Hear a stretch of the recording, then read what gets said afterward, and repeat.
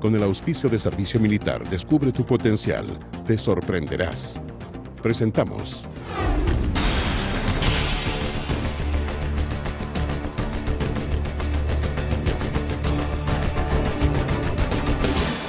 Arcatel Noticias. ¿Cómo están? Bienvenidos a la entrevista. Ya se están realizando los últimos debates presidenciales. Estamos a puertas de las elecciones y comienzan los procesos, por ejemplo, el del servicio electoral. Ayer se publicó el listado, por si no lo ha visto, le aviso que ya está listo, en la página del CERVEL, de los vocales de mesa y también de los miembros de los colegios escrutadores. Y por supuesto, para hablar de todo este proceso, estamos ya con Patricio Santamaría, que nos acompaña. ¿Cómo está? Que es el presidente del Consejo Directivo del Servicio Electoral. ¿Cómo está? ¿Cómo está el proceso? Bueno, en primer lugar, un agradecimiento por esta posibilidad que tenemos de comunicarnos con regiones. El proceso está hasta ahora tranquilo. Se han ido cumpliendo las diferentes fases porque sin duda significa un desafío nuevo para el servicio electoral. No solamente por el tipo de elección que se realiza, que son 4 en las regiones pares y metropolitanas, sino que además, y 3 en las impares, sino porque además el servicio electoral está enfrentando un cambio interno interesante. A ver, hablemos de eso, pero también de los otros cambios que van a tener las votaciones.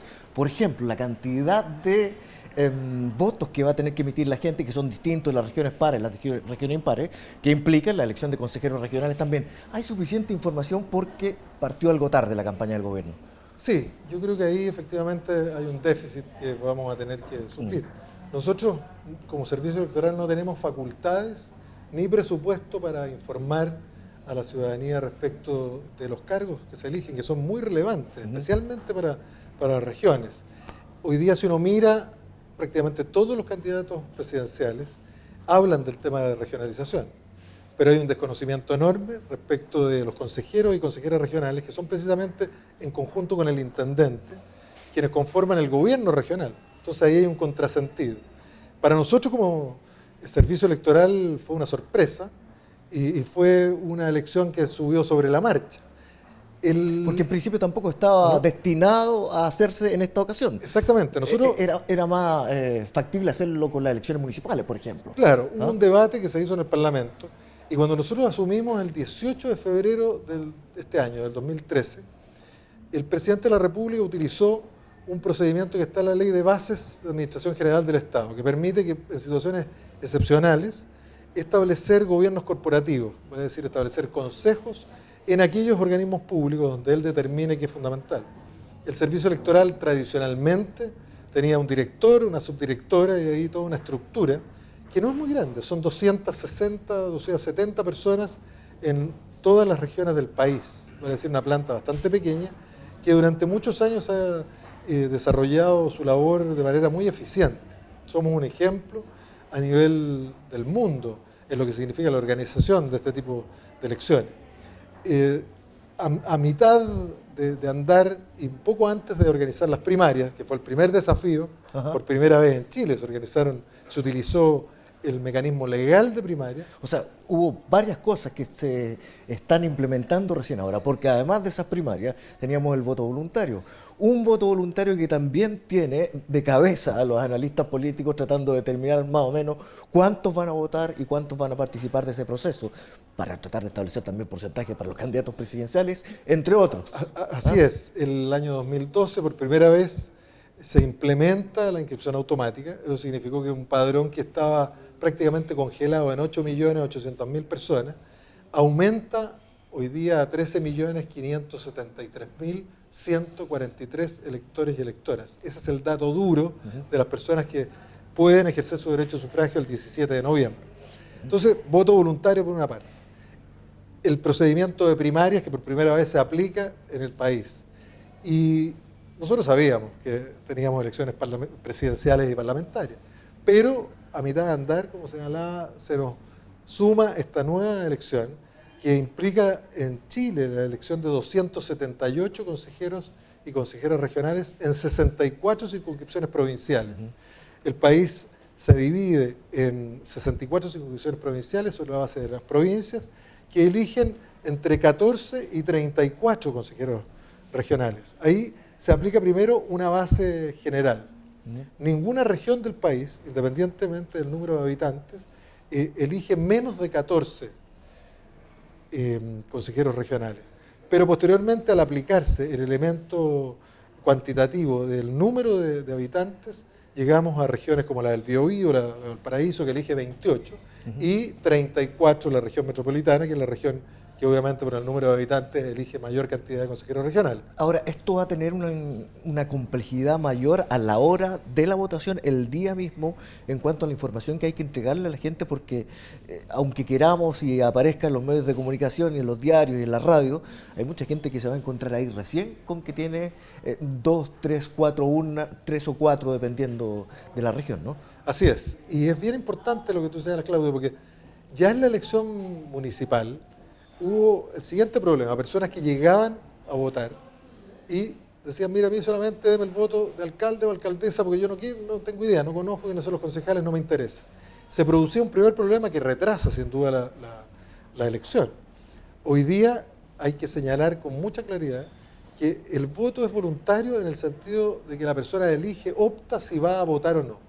Pero una vez que decide ir a votar, está obligado a recibir 4 cédulas con las 4 sellos, más el lápiz grafito, que me imagino que va a entrar con mucho material, claro, digamos, a la Cámara Secreta, y en las regiones pares y la metropolitana, o 3 votos y el resto de los materiales en el caso de las regiones impares. Entonces es importante que los ciudadanos y ciudadanas sepan que los vocales a su vez están obligados a entregarle el número de votos que corresponde elegir en su región. Posteriormente en la Cámara Secreta hay libertad obviamente para marcar alguna preferencia, para votar en blanco o nulo, que son los votos que establece la ley. Y es muy importante, tienen que depositar en las respectivas urnas estos votos y no hacer como en la elección municipal, que algunos se lo echaban al bolsillo y se lo llevaban para la casa. Eso es un buen ejemplo, porque además, a propósito de la información que tiene que recibir y de los papeles que va a tener en la mano en ese momento, más el lápiz grafito, tiene que recibir todos. Nadie puede ir y decir, no, a mí páseme solamente el de presidente porque yo solamente voy a votar por el de presidente o parlamentario en ese caso. Porque se han producido otros problemas. Pasó sí en las primarias también, donde se recibía la información de Renovación Nacional que la gente no tenía considerado, y ahí se produjeron algunas desavenencias con los vocales, ¿no? En el caso de los 10 distritos donde Renovación Nacional decidió utilizar el procedimiento legal para la definición de sus candidatos y candidatas, las personas llegaban a votar a definir el tema presidencial y se encontraban de sorpresa y que efectivamente tenían que recibir un voto más. Pero la ley así lo señala. Los vocales están obligados a entregar las cédulas que correspondan, y eso también tiene que ver con el escrutinio. Yo a lo mejor me anticipo un poco, pero aquí se trata en las regiones pares y metropolitanas de 4 elecciones en un solo acto electoral. En las impares 3 elecciones en un solo acto electoral. De tal manera que el escrutinio tiene que hacerse también de esa manera. En la elección municipal no fueron muchos los casos, pero hubo presidentes de mesa que dijeron, mire, primero terminamos de escrutar alcaldes, posteriormente concejales, y después llevamos las 2 actas y se las entregamos al encargado del servicio electoral. Eso retrasaría mucho el escrutinio por la forma en que tenemos pensado y por ley ordenado realizarlo. Lo importante es que se considere que cada elección es una elección separada.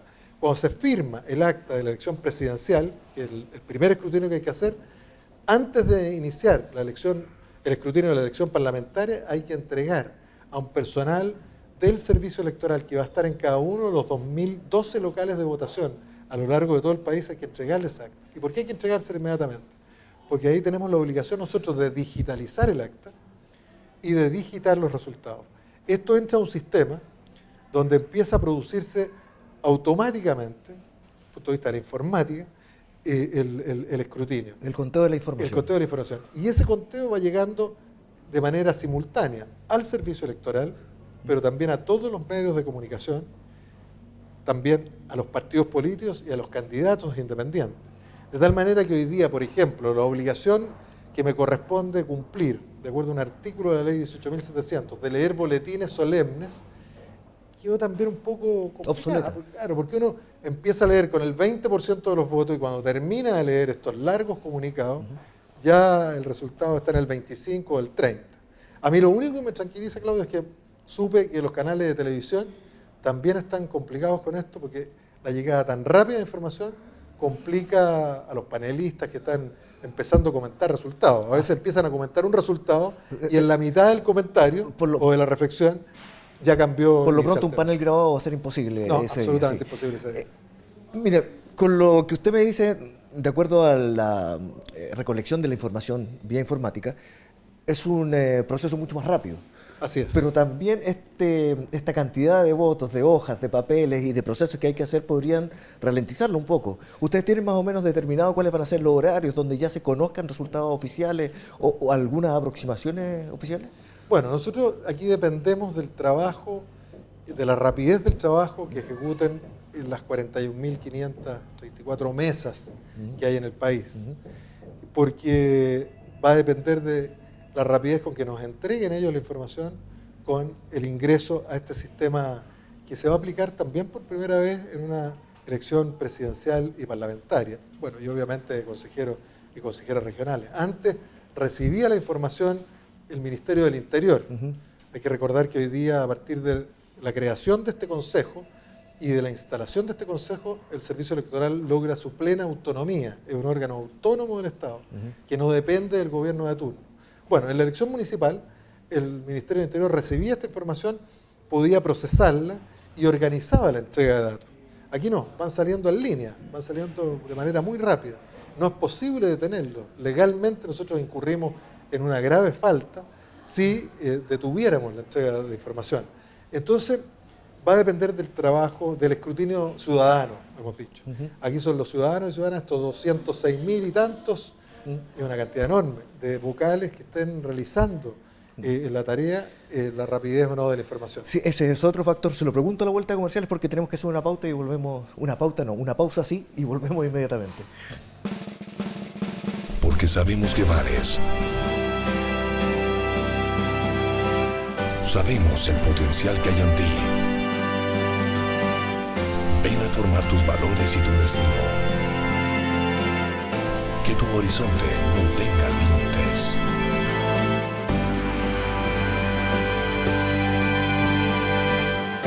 Te esperamos. Servicio Militar. Bien, continuamos la conversación con Patricio Santamaría, presidente del Consejo Directivo del Servicio Electoral. Y nos quedábamos en los factores que cambian, que van a cambiar en esta elección, que son nuevos y que podrían incidir también en el comportamiento de la gente y en la rapidez o el retraso del proceso. Nos quedamos en los vocales que salieron publicados en el día de ayer. Y de estos, el 60% o un poco más, me decía usted, son nuevos.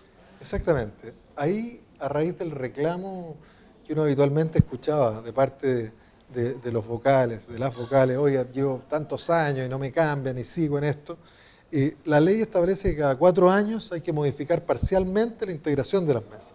Entonces, en esta oportunidad, en el listado que apareció ayer en los diarios regionales y locales, se podrán haber dado cuenta que correspondió de los 5 integrantes de cada una de las mesas del país, 3 son nuevos.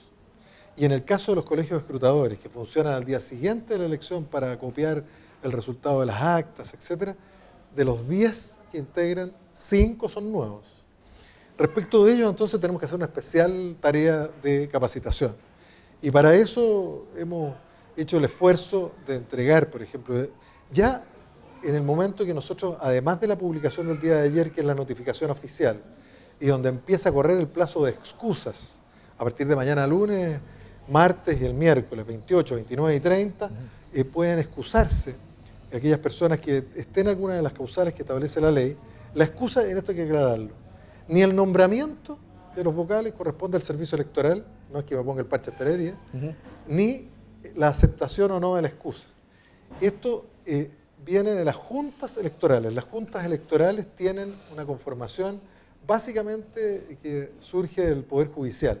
Ahí están los notarios, archiveros, conservadores de bienes raíces, defensores públicos, personal vinculado al Poder Judicial. A propósito de lo mismo y recordando también alguna polémica anterior, tampoco depende del servicio electoral las personas que estén habilitadas para votar o no, sobre todo en un sistema, o desde que se implementa el sistema de votación libre, ¿no?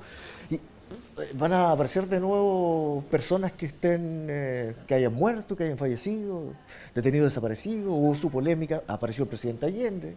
Sí, ahí lamentablemente no hemos podido depurar el padrón como fue nuestra intención. Nosotros cuando asumimos en el mes de febrero teníamos como tarea y nos fijamos como tarea colaborar en la depuración del padrón. Lo que ocurre es que hasta que entra en vigencia la ley de inscripción automática y voto voluntario, le correspondía al servicio electoral elaborar, confeccionar el padrón electoral. Y era muy fácil, porque las personas que nos están viendo recordarán que cuando en el sistema antiguo, con inscripción voluntaria, las personas iban, se inscribían en un enorme registro en las juntas inscriptoras, con el RUN, con todos los datos, con todos los antecedentes, y a partir de eso el servicio electoral elaboraba el padrón electoral. Desde la inscripción, primero se produjo una avalancha de 5,5 millones de nombres que llegaron del registro civil y donde venían muchas personas fallecidas, entre ellas el expresidente Salvador Allende y, bueno, detenidos desaparecidos, cuestión que fue muy lamentable, porque el servicio electoral tuvo que enviarle cartas a los domicilios que tenían registrados y fue una situación compleja. ¿Qué hicimos nosotros? Primero, apoyamos fuertemente, a mí me correspondió estar, incluso participar en las sesiones del Senado, en la sala del Senado, para conseguir facultades de manera que nos permitieran eliminar, depurar a esas personas, no del registro, sino que del padrón electoral. Por ejemplo, las personas de 80 años o más, que en los últimos 15 años no hubieran obtenido sus documentos de identidad, era razonable pensar que no iban a ir a votar y aunque hubieran ido no tenían los documentos necesarios, de tal manera que ellos iban a poder ser depurados. Hay un dato importante, en personas de 80 años o más hay 545.600 personas aproximadamente. Y hay personas que tienen hasta 139 años. O sea, evidentemente... Que están en el registro, no quiere decir que sean personas que vayan. Claro, pero nosotros, el Servicio de Registro Civil, nos informó que estaban vivos. Claro, yo en esto no hay ningún cargo, nunca lo hemos hecho respecto del registro civil. El tema es que la legislación, para los efectos de declarar la defunción de una persona e inscribirla, es bastante complejo. Y tiene que ser así, se trata de declarar fallecida una persona, no es si está invitada o no a una fiesta, etc. ¿Qué fue la razón que se esgrimió por el Tribunal Constitucional para no dejar pasar esta posibilidad? Bueno, nosotros conseguimos que tanto el Senado como la Cámara aprobaran esta propuesta. Pero posteriormente el Tribunal Constitucional estableció que no había normas de publicidad suficientes, no pasó el control de constitucionalidad y por ende nos quedamos sin esa herramienta. Y el padrón de las primarias vino exactamente igual, sin, obviamente, que apareciera el presidente Allende, y yo diría que del orden de 4.000 personas que después de un trabajo esforzado, largo, que yo quiero reconocer de parte de funcionarios del registro civil, pudieron efectivamente anotar su defunción. Fíjense que a mí me mostraban, cuando nosotros conversamos con ellos, nos mostraban los directores, se da el caso de una persona que se puede aplicar a 19 o 20 inscripciones de nacimiento. Y hay que hacer un trabajo de ir casa por casa, de ubicar a cada una de las personas hasta encontrar cuál fue ese XX fallecido para poder llevar adelante la inscripción. Esto tiene que ver también con la modernización que ha tenido el país. Las personas nacidas antes del año 70 no tienen RUN. La inscripción, si bien sigue siendo manual, se automatiza a partir de los años 80. Entonces hay una serie de procesos que está también dentro de la modernización del Servicio de Registro Civil que hace que todavía no podamos depurar el padrón. Es más, después de las primarias insistimos con un segundo proyecto de ley que envió el Ejecutivo, nosotros lo apoyamos también entusiastamente, y dijimos, perfecto, con todas las normas de publicidad, las personas que tengan 80 años o más, que en los últimos 11 años no hayan ido a obtener cédula de identidad o pasaporte, podemos depurarlas del padrón electoral. ¿Qué pasó? El Senado lo aprobó, la Cámara de Diputados la rechazó, está en tercer trámite, y ahí hay 108.000 personas que están en ese caso. 108.000 personas que hace 11 años no han obtenido la renovación de sus documentos de identidad que van a aparecer en el padrón. Es decir, lo esperable es que aparezca gente, pero menos, luego de un proceso de depuración que se ha hecho por los funcionarios del registro, como ha dicho usted. Exactamente, y lo que se puede afirmar es que puede ser que aparezcan personas de más, pero no aparecen personas de menos, que sería lo grave. Y en esas personas de más no se ha dado el caso, porque no ha habido denuncias de muertos que vayan a votar, supuestamente, como se ha dicho. Claro. De tal manera que eso es más bien un problema formal, que en todo caso hay que resolverlo para que sea transparente el padrón. Le quería preguntar también respecto a otra polémica que apareció principalmente a través de las redes sociales, que es los datos que se publican. Hablamos de eso a la vuelta de comerciales, hablamos de, por supuesto, el nombre, el número de carnet, pero también la dirección particular, lo que puede ser delicado en algunos casos. Vamos y volvemos. Porque sabemos que vales. Sabemos el potencial que hay en ti. Ven a formar tus valores y tu destino.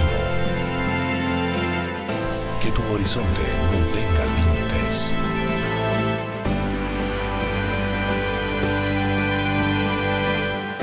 Te esperamos. Servicio Militar. Ya estamos de regreso para continuar la conversación con Patricio Santamaría, presidente del Consejo Directivo del Servicio Electoral, y estábamos precisamente analizando lo de los datos, de la publicación de los datos, donde aparece el carnet de identidad, pero también la dirección. Lo que decíamos antes de ir a comerciales podría ser delicado en el caso de algunas personas. Bueno, ese fue uno de los temas también que se atribuyó responsabilidad al CERVEL de una manera absolutamente injustificada. La ley exige que cuando se publica el padrón provisorio, para decir, cuando se inicia el proceso de determinación del padrón, es indispensable, entre otras cosas, publicar el domicilio electoral. Y si uno lo piensa, es bastante razonable, porque es la única manera de entender, por ejemplo, los acarreos, el traslado de electores a lugares que no corresponde a domicilio. Hay, por ejemplo, comunas en la región de Magallanes o en el norte del país, donde según el censo vivían 500 personas y habían 2.000 personas que aparecían en el padrón electoral. Ha habido casos como en Sierra Gorda, en la región de Antofagasta, donde ha habido que anular elecciones precisamente por esta situación. Entonces, yo creo que hay un tema que nosotros culturalmente, hay algunos datos que tratamos de mantener en reserva. Yo en su momento dije, mire, a veces, lamentablemente, cuando se trata de conseguir una tarjeta para consumir en alguna tienda de retail, etcétera, uno tiene problemas, da hasta el nombre de los hijos y da las edades. Y aquí nos ponemos a veces medio quisquillosos.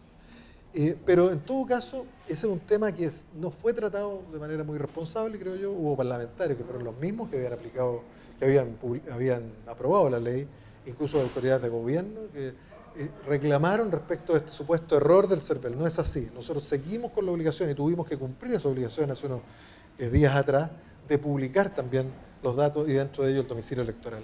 Ahora, ya que estamos hablando del tratamiento de información o información personal que aparece y que muchos se dan cuenta en el día de la votación. Ahí tenemos de las personas que estaban inscritas en partidos políticos sin haberlo hecho o estado en conciencia de hacerlo. Sí. ¿Cómo se ha ido solucionando esa situación que no tocó solamente a un grupo político o a un partido político, sino 2 o 3? Absolutamente, ¿no? Y fue bastante generalizado. Lo que ocurre es que ahí, por el actual sistema, yo planteaba e insisto en eso, el servicio electoral es un espejo de lo que ocurre en la realidad de los partidos políticos. Por el actual sistema, solamente en el momento de constitución o cuando los partidos que están en riesgo, ¿no es cierto?, de perder el número de afiliados, hacen un proceso de reinscripción de afiliados. En ese caso se hacen unas fichas que deben ser firmadas ante notario. Y esas fichas nos llegan a nosotros y los tenemos ahí, en custodia, en microficha, etcétera, etcétera. Pero durante el proceso en que el partido está vigente, la inscripción, la comunicación que recibimos de parte de las autoridades de los partidos es solamente una nómina con un RUN y el nombre. Y son las autoridades del partido las que nos certifican que efectivamente se hizo esa afiliación. Entonces hoy día no tenemos cómo controlar. No es obligación nuestra como servicio electoral llevar el padrón de los partidos. Es obligación de los partidos quienes nos comunican el duplicado. Nosotros solamente somos un espejo de una realidad que está en los partidos. Pero, ¿Y no hay una forma de controlarlo, de modificar ese sistema de manera de que sea más transparente? En el proyecto de ley que hay hoy día en el Parlamento, en el Congreso, está la posibilidad de que el servicio electoral actúe como ministro de fe para autorizar las firmas de esas personas. Ahora, en esto hay mucho, Claudio, también de mito, porque a mí me ha tocado acompañar a personas del primer piso cuando reclaman aeradas que nunca han firmado, y cuando les mostramos las fichas, mira, hace 27 años sí, yo firmé una vez. También puede haber fraude, como en todas las cosas, puede haber errores, hay una serie de situaciones, pero yo creo que ese es un tema que evidentemente hay que transparentar. Lo quiero llevar de nuevo, de vuelta, a quienes van a tener la labor de ser de vocales de mesa durante este proceso eleccionario, porque hay varios cambios también. Ya decíamos que la mayoría de ellos, más del 60%, van a ser nuevos, lo que tiene alguna influencia en cómo se va a desarrollar el proceso. Pero también hay capacitación para ellos. ¿Cómo es eso? A ver, desde la publicación el día de ayer están estos 3 días donde pueden excusarse. El día 2 de noviembre se publica ya la lista definitiva. 15 días de la elección, las personas que están nominadas ahí tienen que cumplir su rol. Lo primero es señalar que nosotros como Servicio Electoral hemos hecho un tremendo esfuerzo. Hay guías o manuales de capacitación para los vocales. Hemos elaborado algunos videos de capacitación, van a estar disponibles en YouTube, en Facebook, en los Twitter del Servicio Electoral. Queremos utilizar todas las redes sociales, etcétera, etcétera. Y además, por ley, el día 16, el sábado 16 de noviembre, es decir, el día antes de la elección, cuando se constituyen las mesas, a las 3 de la tarde, hay una capacitación obligatoria para los nuevos vocales. Esa capacitación es pagada, hay un bono simbólico, probablemente eso es 0,22 UF, corresponde aproximadamente a unos 5.000 pesos, que se suma a los 15.000 pesos que se le paga también a los vocales por cumplir su obligación el día de la elección, vale decir el día 17 de noviembre. Está entonces la posibilidad de capacitarse, es muy importante que lean estos documentos, que traten de acceder a estos documentos en el momento en que los próximos días, después de la publicación de ayer, nosotros vamos a enviar una carta también a cada uno de los y las vocales, y dentro de las cartas va una pequeña cartilla donde están las reglas básicas que deben conocer para desempeñar bien su función. Estamos hablando de una elección distinta. Ya hemos probado en las primarias la participación ciudadana, que se estimó mucho más allá de lo que algunos analistas habían estimado, valga la redundancia, pertinente para una elección de ese tipo.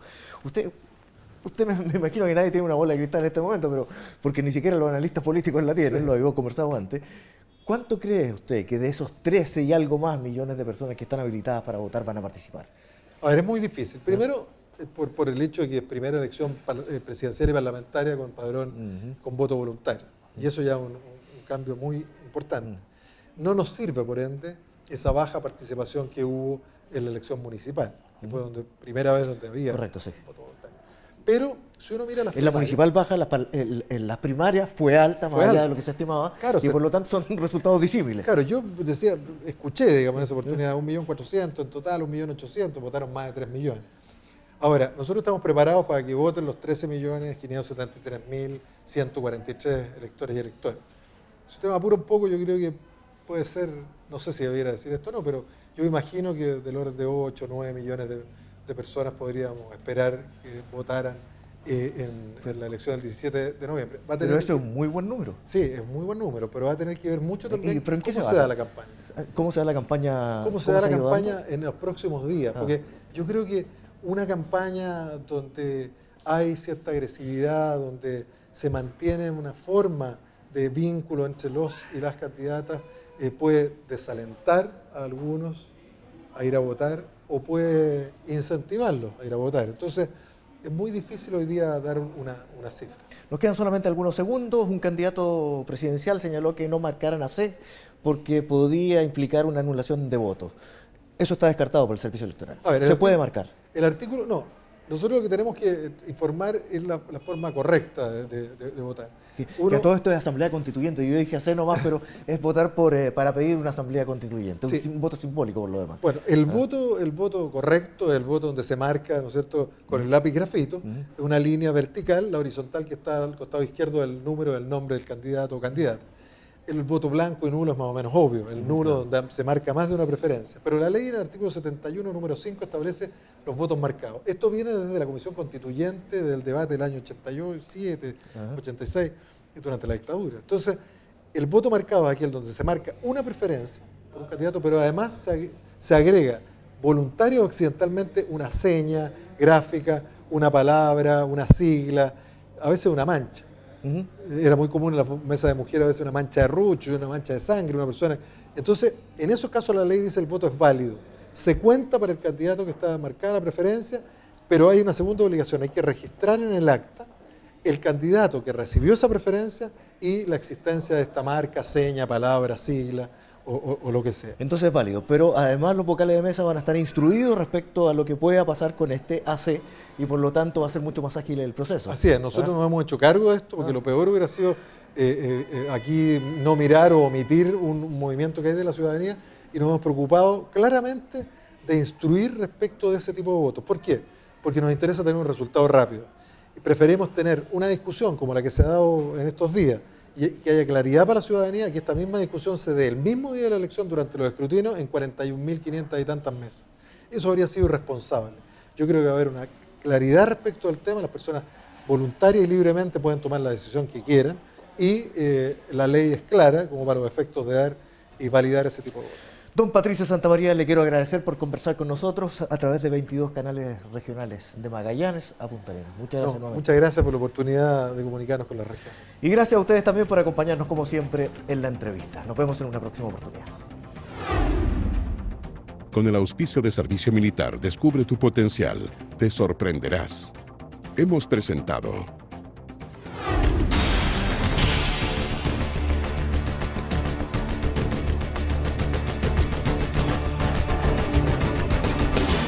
Arcatel Noticias.